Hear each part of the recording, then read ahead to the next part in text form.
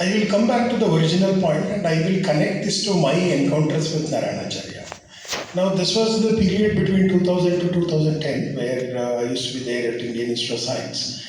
And I used to work with the historians, proper historians who were part of the Indian Institute of Science. They were historians then working. One of them was Professor Rajan Gurukul. And he was from Kerala. He was a student of Romila Thapa. And we used to have a lot of conversations with him. And by looking at some of the conversations, one day Professor Akhilesh took me to Naranacharya's house. So let's go and have a conversation. And Naranacharya was, though he was very politely describing, he was like a bomb. Literally, he was very, all the time, active, very radical in talking to. And he used to converse with people of all kinds. And we had, over a period of time, multiple rounds of conversation. But one thing out of his conversation actually triggered my inquiry into explorations in the past, which is very profound. Now, one of the things that he said is that, look, Ramayana, Mahabharata, we all know, we watch dramas, we hear Gamaka, Yakshagana, Talamandale, we are all familiar. But when you want to study Mahabharata, it is Upasana. Now, you need to have a guru and you should do Upasana. Now, this struck me. Now, because why should you, if it is about the story of something, some Raja had come, they fought some war and they killed each other, some chronological data, you have to just map it on the calendar. I mean, if this were to be of that kind, why should you do Upasana? Why should you have a guru, who will initiate you? And then you will go through a training with him to understand what this text is about. So there is a completely different way of looking at this text. So that was not possible to what Pavanji would label as the so-called rational mind. But that became a very interesting and powerful force for which I have thought about over a period of time. I have written about it. We have looked at problems of history and how we should look at our past. And let's make this conversation a little more experiential. Now, just to begin the conversation, all the discussion that now we are trying to explain, Pandrangi very scholarly picked from Mahabharata. Indeed, that's the right way to look at some of the issues that we have in front of us. Now, but I was brought up in a small village where we were flooded, irrespective of which jati you belong to.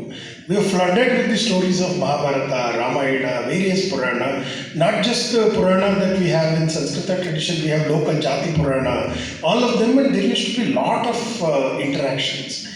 And never ever the question of the truth was asked in the manner that we ask today. There is a very different way that we ask the question of truth. In last over 30-40 years, our way of understanding our own way, because my grandfather and his generations, they have been immersed completely in this way of looking at their past. So there is something that we can say, that we are amidst of two different ways of talking about the past. One, there is something that which comes from our parampara, where there are some scholars who are immersed into Shastras, where they engage in Sanskrit texts. There are many number of people who are not part of any of the Shastric learning, but they equally know all these stories and they engage and they reflect, and it is part of their daily life, their ritual life. These stories are extremely important for their daily existence. Now, you come back, there is another way of talking about whether in our history textbooks Aurangzeb should be written like this, whether Tipu Sultan should be dealt like this. There is another way of talking about our past. One is an issue where we are more busy in making calendar mapping and making some judgments about it. There is another way which is very pleasing to us, that everywhere, if you want to tell your children, you want to communicate something very powerfully, you don't go and say I don't like it, you tell a story. And where do these stories come from? It is Duryodhana, Shakti, Gandhari, Kunti. We are flooded with these stories. And even today in our house, dining table conversation to everything, our life goes on. In fact, in one of the courses that I taught in Chanakya, the one thing that I did was, I just downloaded the videos from the parliamentary debate. You would be surprised, the number of stories of Mahabharata that get used to communicate certain argument in India's parliament is incredibly huge. So I just put them saying, why is these parliamentarians, who otherwise hate everything Indian, They sit and everybody is using the story of Duryodhana, Shakuni, Kunti, Gandhari, everybody is flooding in the parliament. Why is this happen? Is the beginning of the inquiry, and I will take that as an inquiry point. Let's come back and look at our own most ordinary situations. Imagine, a lot of our friends, we meet. We have nowadays this gathering of our college group meeting after 20 years, 30 years. These get-togethers happen. And all of us keep recollecting our past. Now, there will be some elements of something that somebody had said, our teacher did this, something, and all these stories we recollect. And these stories are full of all kinds of things, and we cherish retelling this story. Why do you look at, every conversations that we do, whether it is inside our house, whether in our public conversations, in our part of life, everywhere in India, is full of this talking about one's own past. What happened in my past? What happened when I was in college? Now, when we are saying that we have a particular way of narrating, and in this narration of our past, we hardly care whether it is really happened or not. Now, if you actually go back, most often, in my own lifetime, many stories that we have been retelling, it gets every time improvised, represented. We keep retelling the story. While retelling, sometimes if you think, did I really do this? It is almost impossible to figure it out. We have traveled so much. But there is this deeper engagement of the past that we generally have. And this past has a function. What is its function? It has multiple functions. But the ultimate goal of this past at any given point in time that we recollect is about, how do you live better? There is happiness. There is a craving for happiness. Every reunion, every get-together that we do is this craving for happiness. We go back and you get excited. You plan your travel in such a way that you wanted to tell stories of the past. All that we have is this past, which is actually, we live in past. There is no distinction between our present and past for us. Now, this is the way that we have thought about, and if this is what gives us happiness, one of the most fascinating contributions that Indians have done is to make this past as a vehicle of ensuring happiness to people. Now, at the end of the day, if you look at happiness, who needs to get happiness? Every single individual who is living on this earth is required to have happiness. I have not come across a single person who would say, I wanted to live for unhappiness. So you would want to really be very happy. And to be happy in this world requires some kind of a training for you. Now, let's say I am craving for my happiness, and my happiness is in conflict with somebody else next to me, because as human beings we live in groups, because we are social organisms. So therefore, there is a lot of careful crafting of our past that is very necessary in order to make sure that we can coexist. Therefore, how do I interact with this person, that person? What do I remember? What do I not remember? What should I say? Therefore, one of the most brilliant quotes that he gave. Now, there are three important components. There is dharma, artha, kama, moksha. Now, it is all important because all of us human beings, so Yagnavalkya says, what is the most fundamental nature of the human being? Atmanastu kamaya. We will do this because there is this great desire for us to do, get right? Priyam bhavati. So that gives me happiness. So there is this crave that we have. As human beings, we need to be happy.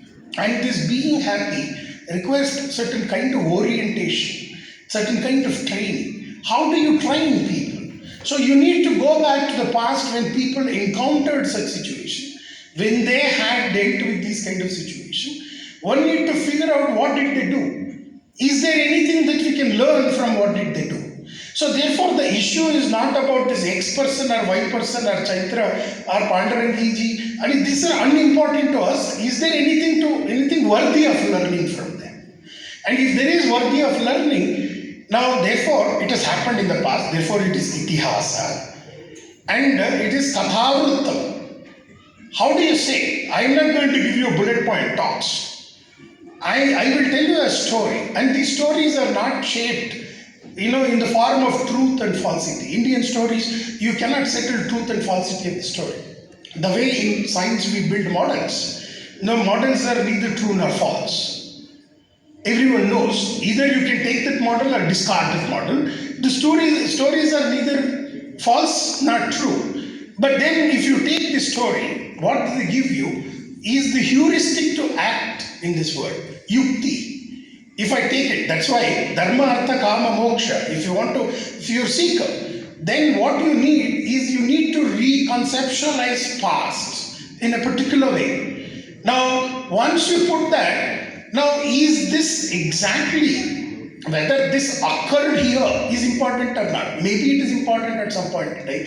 Maybe it is not important so much. Therefore, we have very sophisticated way of understanding the even truth question. Just because I wanted to make someone happy, you can't lie.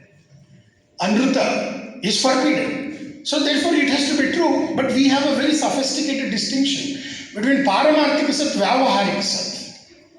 Now all that you are searching in this world, now 1799 Tipu Sultan died is in the realm of the Vyavaharika. Maybe died. Is it of significance? Maybe, may not be. Who cares? Now, whether Duryodhana did this, it is of significance to us. Now, some people argue that Duryodhana was there. Some people might say it is all, he may not be there. How does it matter? Rama being Maryada Purushottama is not dependent on his historical existence. For us, he is the Maryada Purushottama.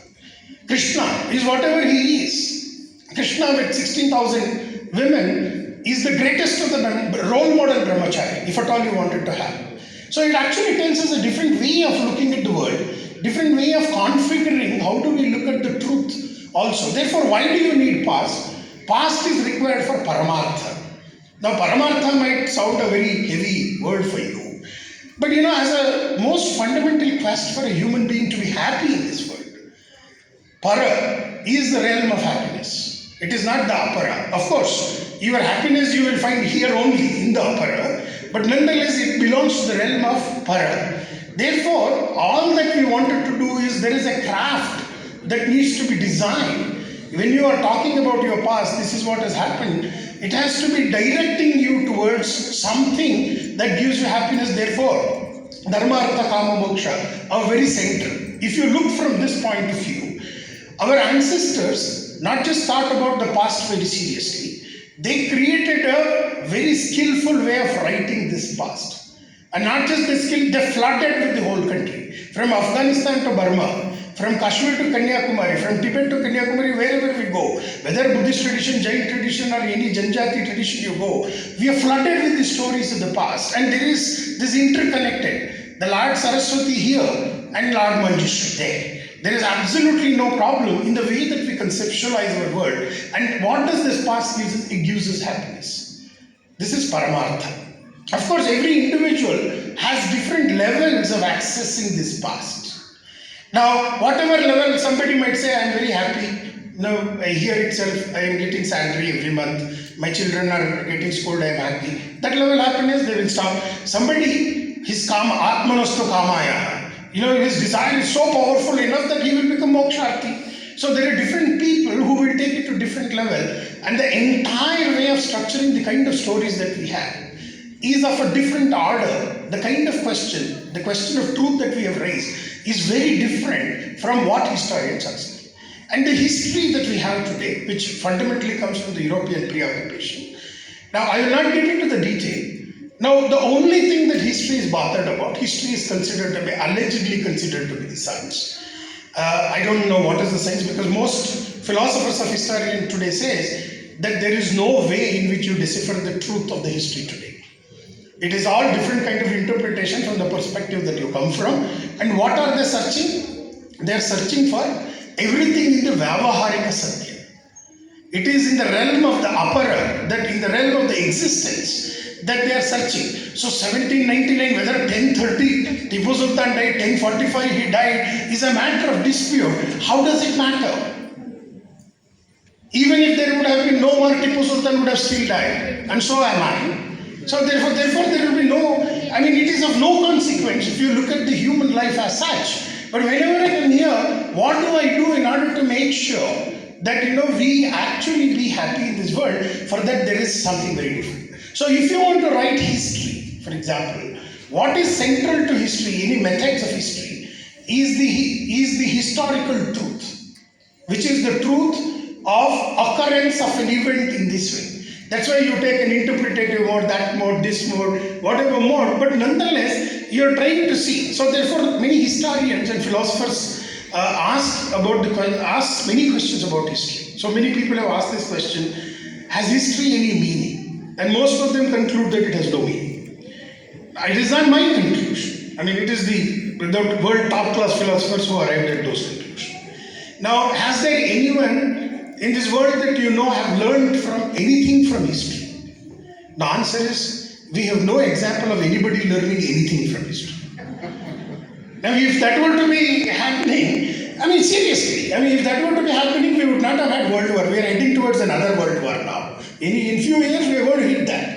Now, if that were to be the case, has anyone learned anything from history? Therefore, one of the most smartest things that our ancestors did was they placed this kind of looking at past based on historical truth in a very limited way. There are people, we have some epigraphs available, there are some practical Vyavaharika concerns for which, this kind of past might be necessary, but by and large it is not necessary. Therefore, I wanted to sort of wrap up by telling you a story how significant it is to go back to our way of looking at past, where the goal of the past is about Paramartha. In fact, one of the saddest things that has happened because of the 200 years of colonialism that we went through is that we have lost the ability, the craft of Itihasa is not there. In fact, one of the tasks Baba, all of us must engage is how do we recreate this tradition of writing Itihasa? It is gone completely from us and we need to recreate that. Now, why it is important? I will tell you an example. So, few years back, I come from Hassan district. So, because of the politics that came through Panchayati, there are a lot of division between communities in the village. Now, so many elders in the village were very upset about what was happening. So, finally one day, one smart guy went, we have a procedure in our village that you go and ask God. We have a Mallikarjuna and there is Toma Devata, there you go and ask, and there is some kind of a narration why it is happening. So somebody went and asked, why is that in our village there is so much of disturbance, people are not talking to each other, it is a very bad scene in the village, what should we do? So there is this entire elaboration process of Hedike, the statements made by the God, and there are interpreters to that. While interpreting, it says in last 25 years, you have forgotten to perform Nataka. So you should perform Nataka. Now in our village, this was the solution given by the God. Because it has been told by God, no, you can't say. And we have certain rules in our village that, when you perform the drama, every community participates. There are no professional actors, nobody comes from outside. So it is the villagers who come and they actually take part, So it is 6 months of practice. There is a teacher who comes. He will teach all this fantastic Shatpadi, Kandapadya, everything they learn. In 6 months, every community will participate. There is no community which says, no, I will not participate. Everyone comes. 6 months, the practice was happening. And my house is just next to the temple. Now, from evening 6 till 11 o'clock, we hear everything that happens in the temple in our house. So practice will be loud with the harmonium, teacher will be. So I had a chance to take my son during the time to the village. 5-6 days he was there. The two instances that I want to say, three important results that I wanted to say what happens out of it. Now after this entire drama, there is every year in February, March, we have a village jatra. By the time the jatra got over, all this community, disharmony was, without setting any panchayati, without dispute resolution, it simply dissolved. It was simply non-existent in the matter of 6 months. This is the first thing. Second thing, I took my son there, and every day 5:30 he will go and sit in front of the temple because that was the most attractive thing for him. And he learned so many songs there, and every morning he will get up with some song. So some Kandapadya, some Shatpadi will be coming out of it, and he still carries them. So every year one of his greatest desires is he wouldn't mind bunking an exam because he wanted to see the Nataka. This is a fascinating attraction to that. All kind of drama itself gets dramatized in our village. It's very fascinating to see that. Third most important, after 6 months, we were walking in the streets of the village, when we are walking, normally everyone knows everyone in the village. Now there are all kinds of conversations in the village. Now, one day I simply was simply walking in different streets of our village and listening what kind of conversations were happening. And you will be astounded. In everyone's mouth, there was Duryodhana, there was Karna, Shakuni, all that normal, don't behave like a Shakuni. They will be talking about Duryodhana, Karna, Arjuna, everybody is getting enacted in the ordinary lives of the people to communicate to you something, to tell you something, what to do, all that moral story, everything. Whatever you wanted to do in the villages, in the lands where they were plowing, everywhere, these stories were simply getting reenacted. Now, this actually creates such a fascinating, harmonious language where you don't go and say anybody straight. In a very subtle way, he used a very important point. Sukshmati Sukshma Nyaya. You acquire that ability to reason and communicate to people on how to be in this world. And this is a very lived way of rethinking about the past. Now, I wanted to draw another contrast. Because Europe lacks this kind of engagement with past and they're obsessed with history. For them, it is only in the weekend they go and see their past. Their present and past are separated. And they take 15 days break to go and experience something. They don't have past. Now for us, there is no way on this earth we can separate our present from our past. Now most historians, including Ramila Thapar, when they actually write history, it is less history and more of our stories. And a third class interpretation of the story. Now they have not picked up this historiography, a method of writing history, whatever way. So therefore one of the most important part, I am not saying that doing history is a useless task. No, it is very useful in certain areas. We wanted to write about institutional history.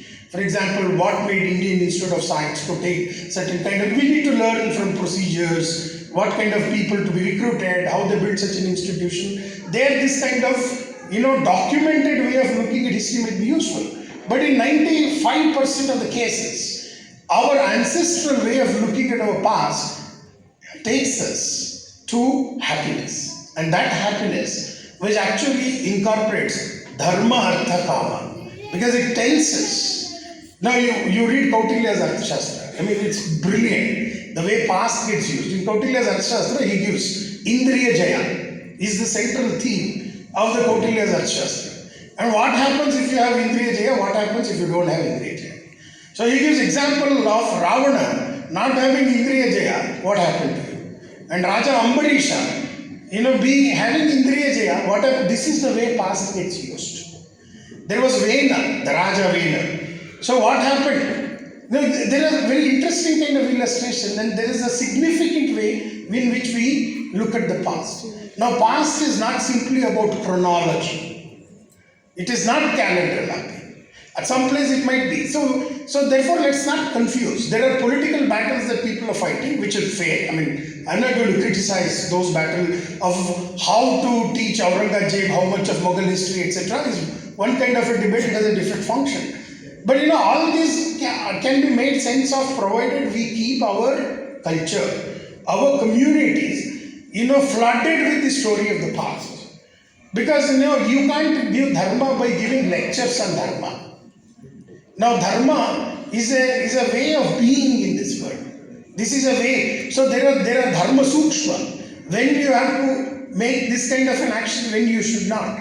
When you should succumb to somebody, when you should not. For that what we need Mahabharata, we need Ramayana, we need our Jati Purana, we need all kinds of Puranas that we have.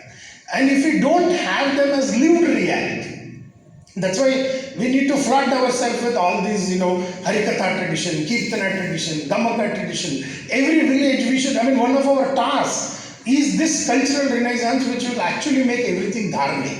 Otherwise, dharmic public policy will never become dharmic. So one had to rethink about how do we reshape the way we actually connect to our past because we don't know how to live, disconnected with the past. And this disconnection, cannot be replaced by the history. Now, that's why Narayanacharya, I started with remembering him, saying that Ramayana is Upasana. Now, for us, every drama is part of our ritual. You don't simply go and see, you can do performance in Rangashankara. That is not the drama that I am talking about. We have a different drama in our village. And all the drama, whether it is Mandata Charitre, whether it is Valivade, now where we have all Yediyurappa Siddaramaiah also comes as part of our play. We reflect about it. Yeah, everywhere. You bring everything that is happening, including the illicit affairs in the village, everything come there. I mean, nothing is kept, outside this, purview, and precisely how our past is rethought, because that should guide us how to be happy in this world. And until and unless practically we reintroduce this way of accessing the past, which Acharya Pandarangi actually pushed towards more of Shastric debate. I have made it more a general for a more practical purposes. But it is three important elements. Dharma, Artha, Kama, Moksha. If you want to really think about them, make every individual, because it is necessary for every individual. If that has to happen, Itihasa is very important. And for that, Katha Vritta is very important. Without Katha, you cannot do that. And we are the only culture on this earth, I can guarantee you, there is nothing which can match with us, that we have made this kind of storytelling. We have flooded the country. Everybody, whether literate, illiterate, and in fact, that is what Pawanji was talking about, the nobility of the, illiterate people. Now, this nobility lies in their ability to reflect very deeply. That me and you, our philosophical tools are incapable of reflecting, and that is what brought down. How does that is the power of Shastra, because these were not randomly articulated and they trained people. So if I have to learn Ramayana and I have to go through a guru, and if our drama in the village through a master gives me that training, and that actually brings me into a reflective mode. And this institutions of reflection, this way of performing Dharma, Artha, Kama, and every time you keep on demonstrating, remembering. So therefore we have ritual, we have calendar, we have a whole range of things. Until and unless we hold it to be very, very, important, sacrosanct, you can't disturb them. We should enrich them. We will not be able to get over this debate, because history. Now we will say, for example, Itihasa, I don't know how many million copies of Itihasa texts have been sold. Or any Ramayana, anybody writes, however bad, however good, in Kannada, Tulu, whatever language, 1,000 copies get sold out in less than 3 months. But our historians' books are never sold. And so that tells you that that is not the kind of past that we are looking. I don't want to read these history books. I wanted to read Mahabharata. I want to keep going back to, because what does it do? It gives me happiness. What kind of happiness? Atyantika Ananda. It is the path to Atyantika Ananda. Now, whether everyone wants to go there or not, on the way, I am certainly be happy. I know how to live in this world. So therefore, this way of being is highly dependent on our access to past. And the history of the kind that we are debating actually dislocates us from our access to past. There has to be some group of people who had to fight that battle of history. I think we should limit it to that group of people who are fighting the battle. Now for me, Devdutt Patnaik recently wrote about Chanakya. Now, as long as you continue to teach your history in the school, the history debates will come. For us, Chanakya, we have preserved the past. Chanakya is our past. We have a story of Chanakya, which is extremely important. I don't care whether the dates, little bit here and there, 100 years, our tradition, 100 years, 1000 years, 5000 years also doesn't make too much of difference, because do we really learn something? What is that you get out of it? Of course, it matters to the academic scholars who engage in the debate, let them battle that. But in general for us, now Chanakya is more important. Until and unless you teach history of Chanakya, you will never win this battle. But if you say Chanakya is our past, he is our past. He guided our political systems. So therefore we will rethink about it, we reclaim. Therefore, it's important to distinguish between the past and the history. Our Itihasa is a very sophisticated, finest way of producing the knowledge of the past. Now, I can vouch you that level of sophistication, nuanceness. If let somebody create another Itihasa, I wanted to know, I wanted to see. It is not possible. Now what we need to dream is in next 200 years, 300 years, if you start thinking about it, we need more Itihasa to build it. Itihasa, so when people say there are a lot of prakshepa, they are not prakshepa. Every context we are adding new things which are important. That's why Mahabharata is growing. And what we have done in 20th century, we have stopped its growth. We should allow it to grow further and further. How does it matter? You know, Pandrangi sir and me, we can sit and debate. For example, I agree with this. I mean, we will continue to do that. But for both of us at the end of the day, no, Mahabharata is for Ananda. Why did Madhvacharya use Itihasa as Pramana? The most fascinating step ever taken in Indian history. Saying he started bringing this as a Pramana, which other earlier scholars never considered, because it is Adhyatma, which includes how do you understand. For example, you wanted to read Manusmriti properly, hold Mahabharata. When people talk about Manusmriti, I mean, most often they don't understand what the hell is being written. And if you want to really understand it, hold on to Mahabharata, you will get to know. Because illustration of Manusmriti is there in Mahabharata, without which you can't get Manusmriti. How do I know? I spent last 15 years reading Manu. Right? So every time I have a confusion, I do not know how to solve this, go to Mahabharata. Mahabharata will solve me what Manu is trying to say. So there is this deeper interconnectedness in the way that we have thought about our past. Therefore, there is an absolutely unparalleled and a unique way of thinking about past. Not just to document in calendar when somebody died. Who cares? I mean, so many millions of people have come and gone. People will come, whomever is born, he will die. So therefore, I mean, what is so important? Imagine tomorrow, 140 crore deaths record. What will you do with that? Now, we are interested when people live, how did they solve given problem? I mean, this is precisely why we need to really go back to the past. And I think this is an Indian way. We need to theorize it. We need to articulate it properly, and our universities should actually start having Department of Study of Past, within which history is one small subject, very minor. We will have so many others. On that day, we will become a culture. We are moving towards progress and flourish. So with that, I will conclude.